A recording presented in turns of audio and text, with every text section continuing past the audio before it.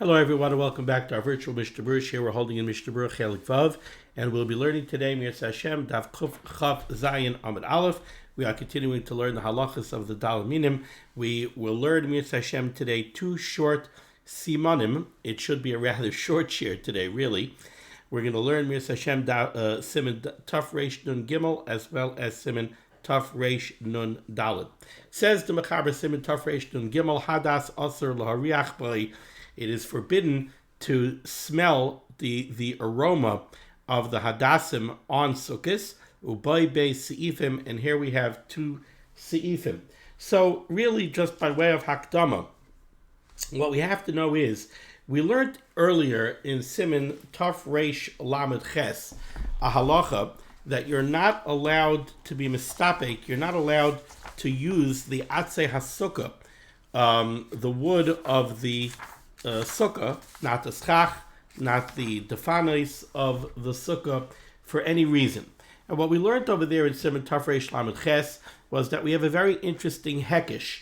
We have a hekesh where the pasuk says, I always am careful, always want to quote psukim correctly.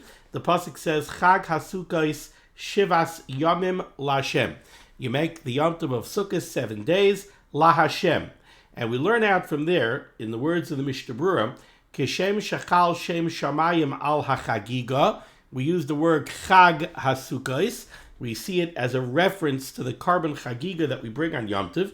So Kishem Shachal Shem Shamayim Al HaChagiga, the same way the name of Hashem is on the Chagiga, a carbon is Hegdish, it's Mugdash L'Shamayim, and it's Asur B'Hana. If you have improper Hana from a carbon, that's the Isser of Me'ilah. So Kishem Shachal Shem Shamayim Al HaChagiga, Kach Chal Shem Shamayim Al HaSukkah. So too, the Shem Shamayim rests on the Sukkah, and you can't be Neneh from the Sukkah. Now in the Gemara, on Daf Lamed Zayin Amud Beis, we have a memra of Rabbah. Rabbah says, let me quote it here, Rabbah says, Hadas Shel Mitzvah Asur Lahariach B'I. The Hadassim that you have set aside to be become the mitzvah of the Daled Minim, Asur Lahariach B'I, you're not allowed to go smell it to derive pleasure from the scent. And then he draws a distinction between the Hadassim and the Esrig. He says the Hadassim, that Asur Lahariach B'I. Esrig shel mitzvah, however, the Esrig that you set aside for use as the Daled Minim, Mutter Lahariach B'I, you are allowed to smell. The Gemara asks right away, my taima, what's the reason for this distinction? Explains the Gemara, Hadas de l'reicha kai, the Hadassim, the main use of a Hadas, the primary use of a Hadas, forget its use as a Dvar Mitzvah. All year long, what is the primary use of Hadassim? Is l'reicha kai. It's for its scent. That's the primary use of Hadassim. There are people, Svardim, who have the minig to have Hadassim on Shabbos all year round to make a bracha on them and smell them. So the primary usage of Hadassim is for their reach. And therefore, ki aktiye, if you are maktzeh them for the mitzvah, when you set them aside for mitzvah use, Meirecha aktiye. What does it mean to be maktzeh it for a dvar mitzvah? You have a hadas. You look at a hadas. What's the primary use of this hadas? The primary use of a hadas is for reicha. So the default of a hadas is that its purpose is for smelling. But on Sukkos, you have a different usage.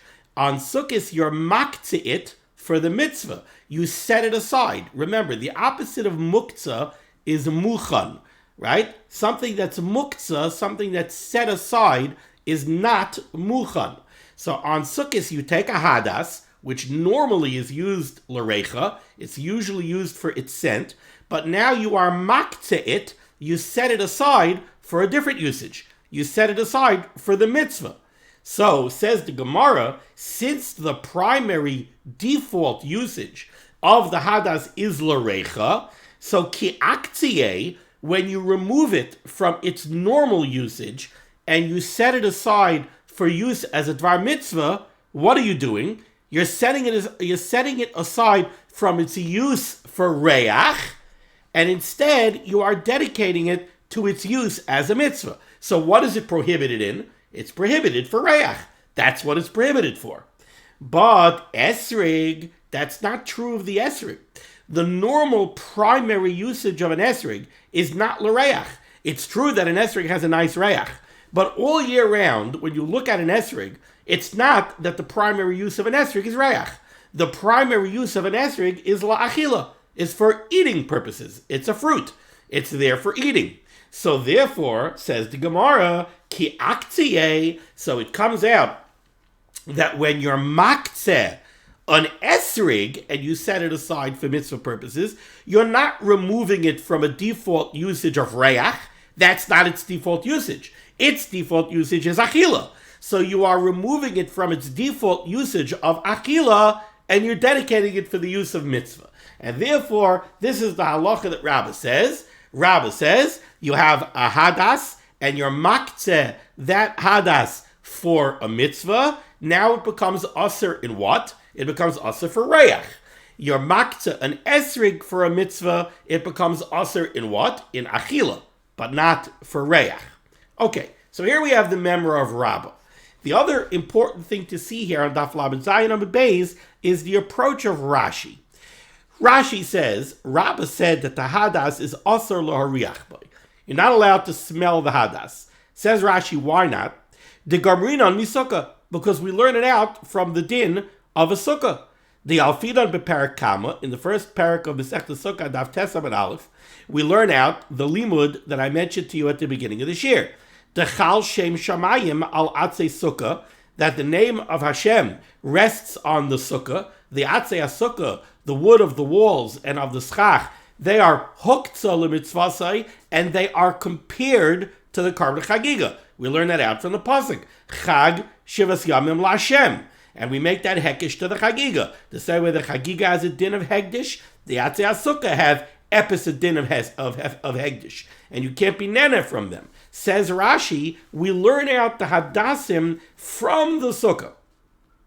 The same way the sukkah we learn out leyaser bahana kol shiva, hoyel v'huktzu lemitzvah. So what's interesting about this Rashi, and I'm not going to get into the depth of it now because it's really beyond the scope of what we're doing, but what's interesting about this Rashi is that Rashi is sort of very conveniently meshing what seems to be two different concepts.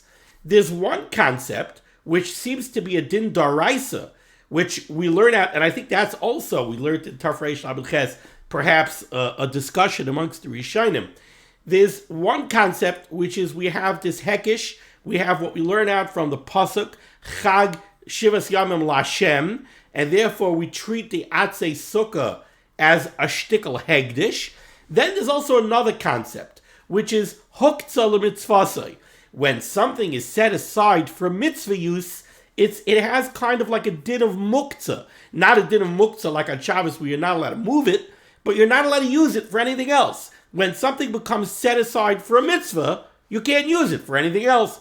One of the reasons for that is mishum bizoi mitzvah. It's machlokes amongst the Rishonim if this is one reason or it's two reasons. Is there one reason why something is huktzah lemitzvasai, why you can't get hana from it is because of bizoi mitzvah? And then there's a second reason, which is like a concept of muktzah. If it's set aside for mitzvah, it's not available for anything else. Is that one and the same, or is it two different reasons?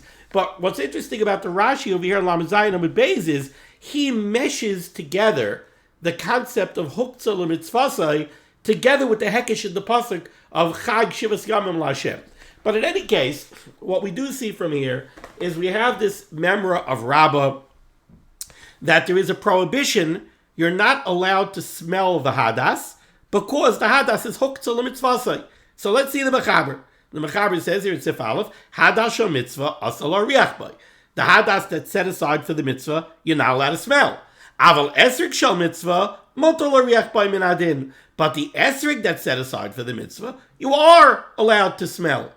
Ella, however, says the mechaber, there is a problem with smelling the esrig as well. Even though me'ikar adin As far as the din of huktzah l'mitzvasai, you're allowed to smell the esrig. Again, because when you're maktzah the esrig for the mitzvah, you don't remove it from reach, because reach is not its primary purpose. Achila is its primary purpose. But there's a different problem with smelling the esrig, which is what, says the Mechaber? Ella lefi shenechleku. Since there is a machloikis rishonim, lefi shenechleku, since there's a dispute, im mevarchim alavim lav, if you're allowed to make a bracha on smelling the esrig. Let's remember, when we smell a fruit that has a pleasant aroma, there's a berachas hanenin that we're supposed to make. There's a bracha that you're supposed to make. That bracha is shenasan reach toiv, hanoisen reich toiv baperos. Baruch atah Hashem Elokeinu melech haolam, hanoisen reich toiv baperos. We thank the Rabbeinu Shalom who imbued a fruit with a very pleasant aroma. But over here, there's a shaila amongst the Rishonim. It's a matter of dispute whether or not you could make this bracha on the esrig during Sukkot. Why? What's the question? The question is as follows. It's true that as far as the halacha of huktzah l'mitzvasai, that doesn't apply to the reach of the esrig. Because like we said, the primary use of an esrig is not reach.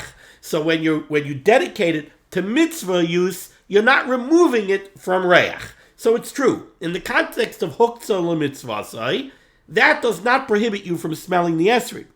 But the esrig is still set aside for mitzvah use. Once this esrig has a primary usage for mitzvah, is it intended for reach anymore? Now, there's a halacha by spices. Let's say you're a spice merchant. And in your, the truth is, I'm going to use a different mashal because what comes to my mind right away. I used to do business with once upon a time with a meat plant, a meat processing plant. And in the meat processing plant, they had a spice room. I loved the smell of the spice room. The spice room, you had containers over there of 150 different spices, and the spice room had such a rich aroma that room, from what I understand, that room still has that smell of all the spices, even though it's not used primarily that way anymore. But if you have a meat processing plant, and you have a room that's a spice room, why do you have the spices there? Do you have the spices there so you can smell them? No. You have the spices there so that when you have to put together another batch of hot dogs, you could go and you could open up the various spice containers and take a scale and weigh out the spices and put together a mix and give it to the hot dog guy to throw it into the mix. That's why you have a spice room. So those spices are not intended for smelling. Therefore, the halacha is, if you go into that spice room and you decide to smell the hot spicy paprika because you want to get a whiff of the aroma, you don't make a bracha. You know why? Because it's not intended for smell. That's not the purpose of those spices. They're not intended for smell. They're intended for something else. So you don't make a bracha. Question is, on Sukkot, when you have an esrig, that esrig is, why do you have it? Why are you taking it? Why are you holding it? It's there to be mekayim the mitzvah of daled minim. It's not there to smell it. So it could be, say some Rishonim, that you don't make a bracha of hanoisen reich toiv beperos on an esrig on Sukkot because it's not intended for smell.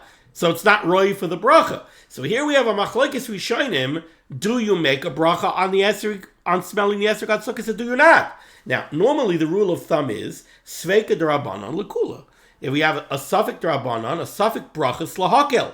If we have a suffix whether you or not you should make a bracha, the halacha is you don't make a bracha. So when it comes, let's say, to food, somebody wants to eat something and he has a suffix bracha, if he should make a bracha or he shouldn't make a bracha, the halacha is suffix bracha slahakil, and you would eat it without a bracha. But by smell, that's not the halacha. By smell, the halacha is you don't know if you should make a bracha or not, don't smell it. And the Mefarshim say one of the reasons for that distinction is that eating is at its heart a necessity. Person has to eat. So okay, person has to eat. You have a suffix brachas lahakil, eat without making the bracha. Smelling is not a necessity. Smelling is a luxury. It's not a necessity. So you have a suffix brachas, it's okay, don't smell it. Don't smell it, don't make a bracha. And therefore the Mechaber says, while it's true that me'ikar adin, as far as the issue of huktzah l'mitzvasai, there's no reason not to smell the esrog, because the esrog is considered available for smelling, als the halach of huktzah l'mitzvasai. But there's a different problem. The problem is we don't know if you should make a bracha or not. Machlokes v'shayim whether I should make a bracha. Therefore, says the Mechaber, refrain, yesh limnoya milhariach boi. Therefore, we should refrain from smelling it. Okay, so that took 15 minutes. But I just gave you more or less what the Mishnah Berurah is going to say inside. So now let's take a look at the Mishnah Berurah. Mishnah Berurah is cut in Aleph. Says the Mishnah Berurah, also lahariach boi. The Mechaber said it's prohibited to smell the hadas. Explains the Mishnah Berurah, lefi she'ikroi einoi elo lahariach boi. Because the primary use of a hadas is for its aroma. That's its primary use. And therefore, umizeh huktzah kol shiva. And therefore, when you dedicate it for the mitzvah, that's what you're removing it from. You're removing it from its primary use of its aroma. K'moi ba'atzei sukkah, the same halacha that we find by atzei sukkah. Some people mutchitzich over here, they don't know what does the Chavetz Chaim mean. Why did the Chavetz Chaim put in these three words, k'moi ba'atzei sukkah? Excuse me.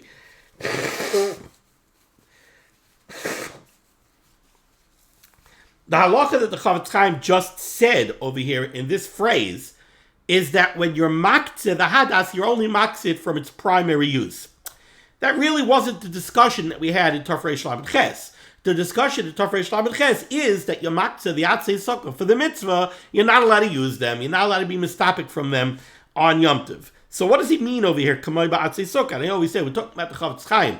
Nobody was more careful with his words than the Chavetz Chaim. The Chavetz Chaim, Shmiras Haloshen, he was so careful with his words.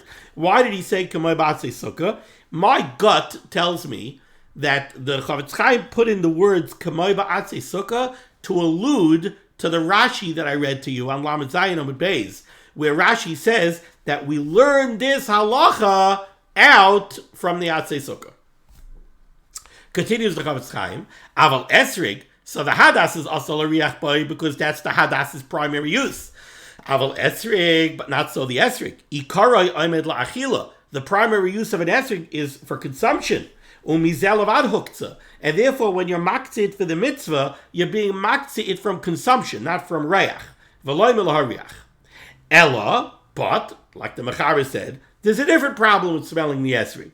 Shenechliku babracha shel hanoisen reach toiv b'peiros, and that is that the Rishonim have a dispute whether or not it's appropriate to make the bracha of hanoisen reach toiv b'peiros on the esrog on Sukkos. The Yeshar, remember, because there are those that say the kevin delay avid recha, that since the esrog is not here for smelling purposes, memneshu shal mitzvah, the reason you have it is to be become the mitzvah of daled minim, ein levarich alav. It's not appropriate to make the bracha of hanoisen reach toiv b'peiros because it's like spices that aren't intended for smell.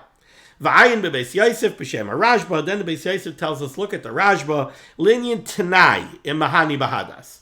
We had this concept of making a tanai on the noi sukkah, right? The noi sukkah is also, you're not allowed to be nana from the noi sukkah, called shiva, but you can make a tanai before Yom Tov. You could say, any baidel mimenu. I'm not separating myself from the noi sukkah. What does that mean? It means that before Ben Hashmashis, at the beginning of Yom Tov, I'm saying, no, I'm not separating myself from the noi sukkah. I'm not dedicating it for the mitzvah of noi sukkah. I'm leaving it so that if there's any other hana that I need from the noi sukkah, I should be able to use it. And we said that tonight could work. The Ramah says we don't make it tonight, but we said that tonight could work. So he says, take a look at the Beis Yosef, who quotes the Rashba, linyan tanai mahani bahadas. Can you make such a tanai by the Hadassim? V'ayin b'siman tafrei samach daled sif tes. Okay. Mishnah Berurah is cut in bays. The Mechaber said, Hadal shel mitzvah also l'riach boi, you're not allowed to smell it, va'afilu b'Shabbos. Even on Shabbos, you're not allowed to smell it. What's the even? Says the Mishnah Berurah, Hagam de'ein noitlin b'Shabbos, even though, as far as huktzah l'mitzvasai, on Shabbos, you're not makayim the mitzvah of daled minim. So now, it's Shabbos, it's Friday night, by the Suda, there's Hadassim available to smell. You're going to say it's huktzah l'mitzvasai? On Shabbos, I don't do the mitzvah of daled minim. So why is it huktzah l'mitzvasai now? Because Mokayim, nevertheless, says the Mishnah Berurah, harei huktzah l'chol shiva.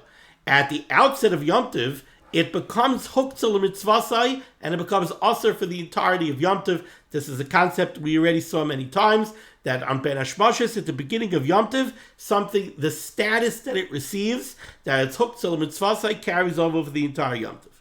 Aval esrig mutar lo riech boi b'Shabbos, but the esrig, you are allowed to smell on Shabbos, because again, the whole problem with smelling the esrig is the suffix bracha. Says the Chavetz Chaim, at Shabbos there's no suffix bracha. The hal kol ponim ata lav l'mitzvah ovid. The whole suffix of the bracha on the esrig on Yom Tov is that it's not here for smelling purposes, it's here for mitzvah purposes. But on Shabbos it's not here for mitzvah purposes, so it's available for smelling purposes. Ois Cotton Gimel, the Mechaber said the esrig yesh limnoya melo riach bai. We should refrain from smelling it because of the suffix bracha. Says the Mishnah Berurah, this means be'es netilasai lemitzvah. When we take the esrig to be mekayim the mitzvah of daled minim, don't smell it.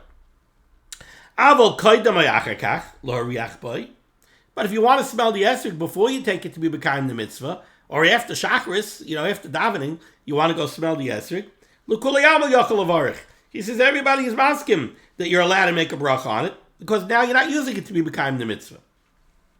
However, there are others that say, brings us down from the Taz and the El Yerabba, there are others that say, it would be better to refrain from smelling it for the entirety of Yom Tov. Okay, Sif Bey, says the Mechaber. Avad lohoshana. Now the word hoshana over here is a reference to the Lulav bundle. Avad lohoshana. You put together your Lulav bundle. You tie together your Lulav Hadassim Aravas. V'loi agba lemipakba. But it's Erev Yom Tov. You didn't take it yet to go be mekayim the mitzvah. You didn't make a bracha on it yet. Sharya bahana. Let's remember that this concept that we just learned about in Sif Aleph of huktzah l'mitzvasai, that the Hadassim and the esrig are huktzah l'mitzvasai, and therefore they're prohibited for any other usage, that applies equally to the Lulav and the Aravas and everything else. They're also huktzah l'mitzvasai. So they're also not available for other use. What kind of use? Well, a Lulav is a branch of a tree. So the default primary usage of the branch of a tree is for burning, it's for fuel. So you're not allowed to use an esrig for fuel. Even on Yom Tov, where you're allowed to make a fire to cook with, you're not allowed to use the esrig for fuel because it's huktzah l'mitzvasai. So you amaksa it from its primary use.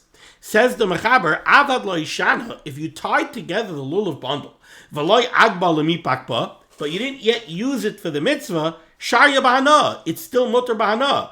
In other words, the status of huktzah l'mitzvasai isn't chal on it until you actually use it for the mitzvah. Says the Mishnah Berurah, is cut and dalid. Shari b'hana, hazmana lav milsi. Because we paskin, says the Mishnah Berurah, that hazmana, just preparing it for the mitzvah, lav milsi. That's not significant enough to give it the status of huktzah l'mitzvasai. Is cut and hey b'hana, it's mutar b'hana. V'hu adin, the same halacha applies, says the Mishnah Berurah, lulav shelashtaked. If you have the lulav that you used last year, and you want to use it again this year, right? We learned about this. We learned it's theoretically possible to have a lulav from one year to the other, especially nowadays. Buy yourself a vacuum packing machine, vacuum pack the lulav, have it for next year. Says the Mishnah Berurah, who had the lulav shalashtaked, last year's lulav, loy nesar, is not aser b'hana this year, achi yitel b'shanazu, until you make a bracha and use it this year. Da'achar achag, because after the previous Yom Tov, batal hakdusha. It's true that last year it was Asr Ba'ana once you started using it for the mitzvah. But once Yom Tov is over, that Kedusha is gone. And it doesn't become Asr again until you use it again the following year. Where we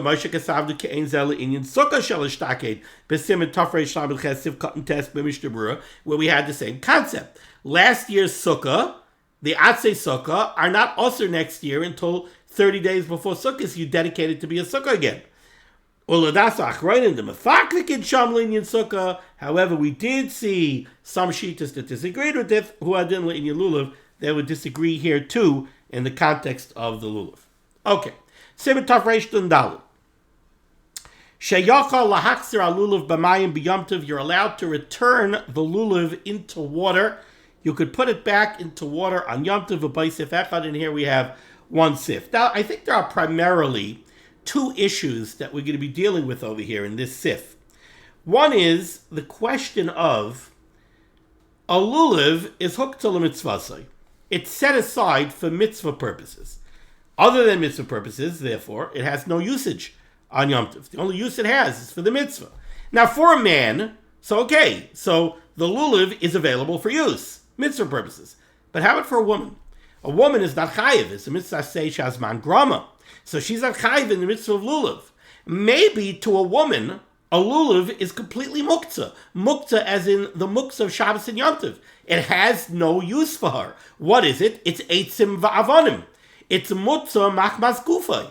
If you go out to your backyard, there's a branch in your backyard, you're not allowed to pick it up on Shabbos. It's muktzah machmas gufay. It's intrinsically muktzah because it is not muchan. It's not prepared for any Shabbos usage. So too maybe a lulav for a woman is not available for any Yom Tov usage for her.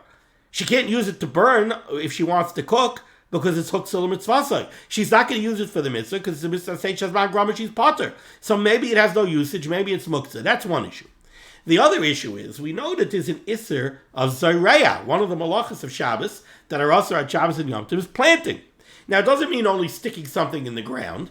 You're not allowed to do anything that promotes the growth of a growing item. So, let's say you have flowers, and if you take the flower, you have a cut flower, but if you take it and you stick it in water, it will sprout, it will open.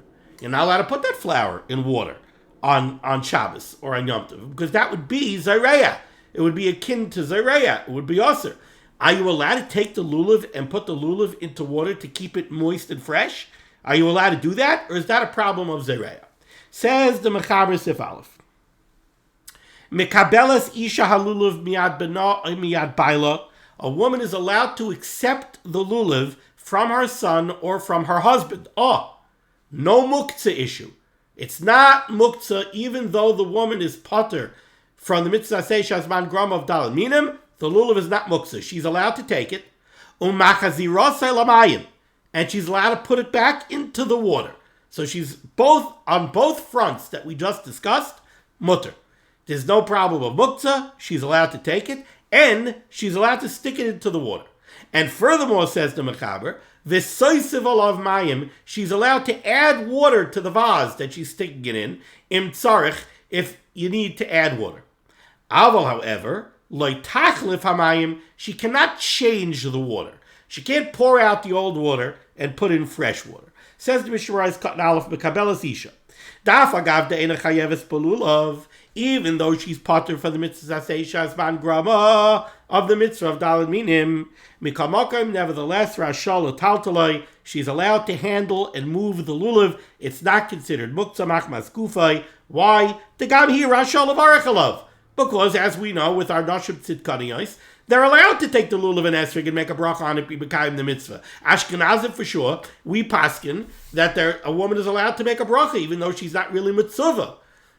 We said, Asher Kiddishanu b'mitzvaysav means that the Rebbeinu Shalom is b'kadesh Klal Yisrael, by commanding Klal Yisrael with the mitzvah of the mitzvah seishas ma'agram of daled minim. So when the woman says Asher Kiddishanu b'mitzvaysav itzivanu, she doesn't mean that the Rebbeinu Shalom commanded her. She means that the Rebbeinu Shalom commanded Klal Yisrael. So Memela, you can't say that it's muktzah machmas gufay, because the lulav does have a use for the woman. She can take it to be b'kayim the mitzvah.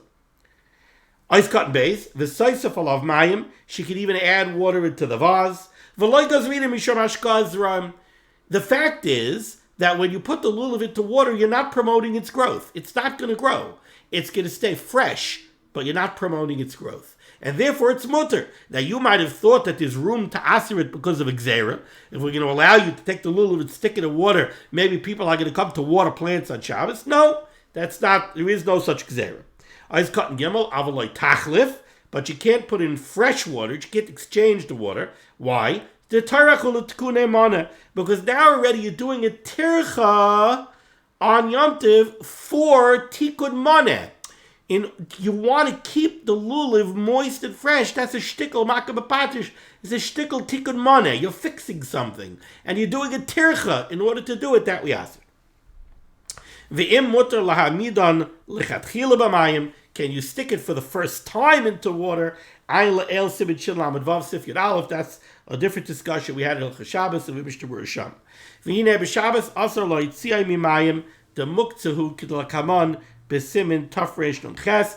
On Shabbos you would not be allowed to take it out of the water because on Shabbos it's muktzah, because you don't use it for the mitzvah. And if you did take it out of the water, you can't put it back because it's muktzah makbas gufay. Okay, now we go to the Ramah, Haggah. The minig says the Ramah is every day on Chalamayit to take fresh aravas, ulekashra balulav, and to tie them on to the lulav, v'hu hidr mitzvah. We know that from all of the daled minim, there's a tendency for the aravas to very quickly wilt. So the Ramah says that there was a very nice minig to always every day take fresh aravas and tie them on to the lulav. Every word over here is very meduyik. Says the Mishnah Berurah Katan Daled, lach v'hadar. That we take lach v'hadar. Is Katan Daled, lach v'hadar. Yeah, mitzvah. You see, I skipped a phrase of the Mechaber. I'm sorry. Right before the Ramah, mitzvah uv'chalamayid mitzvah lahachlifam k'dei sheyishar lach v'hadar. We said that on Yom Tov, the woman is not allowed to change the water, but on Chalamayid, it's a mitzvah to change the water so that the lulav should stay lach v'hadar, moist and fresh and beautiful. Says the Mishnah Berurah Katan Daled, u'minig kosher v'toiv litei lulav ha'arava b'mayim. It's a minig kosher and it's a good minig to take care of the daled minim very well, to put them into water, to keep them beautiful, shelo yivshu, so that they should not dry out. Ois Katan Hey, the Ramah said that the minig is to take new, fresh aravas, ulikashra balulav, and to tie it on to the lulav. Kasa b'Kuri Yaakov. What does this mean? Why did the Ramah write specifically that you should tie it on? Tahainu sheyikshar oisa mibachutz im alulav, that you should tie the fresh aravas with a bindle, with a ring, onto the outside of the lulav. Not that on Erev Yom Tov you went ahead and you tied your bundle together. Now you slip out the old aravas and you slip in new aravas. No, tie the new aravas on with a fresh tie. The Kvar Karatagar al minig zeh el Yerabba. The El Yerabba already complained about this minig of just slipping out the old and slipping in the new. Because one problem is that by constantly pulling out the old aravas and putting in new aravas, sometimes you end up taking off most of the leaves of the arava and you could pass on the arava. And another problem is that we learned earlier that when you tie the bundle together, you're supposed to use a kesher shel kayama. Now, it's very nice that on Erev Yom Tov you tied a double knot, you tied a kesher shel kayama, and you tied everything together. But by virtue of the fact that you slipped out the old and you're slipping in new, that means that this kesher is not a very tight kesher. She'ein's a kesher mamish, kevin shemachtas u'moitzi. If you could just take things out and put things in, that's not much of a kesher. Lachein yater a kesher legamri. Therefore, really what you should do when you put in the new aravas is you should open up the old ring, the yachs of a yikshar, and now tie new rings. But realize you could only do this on Chalamayid. Aval b'Yom Tov also lasses came to also likshar. On Yom Tov you can't do it because you can't make a kesher gomer. Now, what's a little bit puzzling about the Mishnah Berurah over here is that the Mishnah Berurah, we already discussed earlier the minig of using the keshel, which is not really a kesher at all. The keshelach that we use, that have the two loops that you put things in. That's not really even a kesher at all. How does that jive? And the Mishnah Berurah said that that's fine. How does that jive with this Mishnah Berurah here? Maybe we'll get a chance to discuss it in a little greater detail tomorrow. Thank you so much for joining me for Liban HaTorah. The discussion of Liban HaTorah should be Megan against Klal Yisrael. The Rabban Shem should say Yeshua's for us, Parnas and Shidduchim to all of the need, and we should be zeichet to see the Bias Gal Tzedek, B'Meherav Yameinu. Amen. Be well.